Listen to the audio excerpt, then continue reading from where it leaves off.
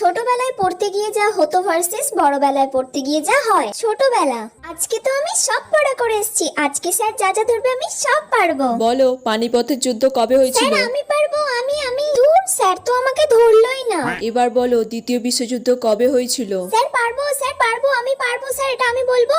দূর, এটাও ধরলো না। বড়বেলা, পড়তে তো চলে এসেছি, কিন্তু আজকে তো আমি একটাও পড়া করে আসিনি। জানি না আজকে স্যার কি বলবে।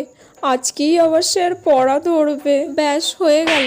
এর পেছনে লুকিয়ে যাই, একদম মাথাটা নিচু করে রাখ। এই সত্য, সর সর সর, ওদিকে যা। দূর, তাড়াতাড়ি কেউ উত্তরটা বলতেও পারছে না। কেউ একটা বলে দিলে আমি বেঁচে যেতাম। যাক বাবা, এবারের মতো অন্তত বেঁচে গেছি। এই কোয়েশ্চেনটাই আমি অর্ধেকটা হাত তুলে আর নামিয়ে রাখি, যাতে স্যার নিজেই কনফিউজড হয়ে যায়। যাক বাবা, এটাও বেঁচে গেছি যা হোক করে।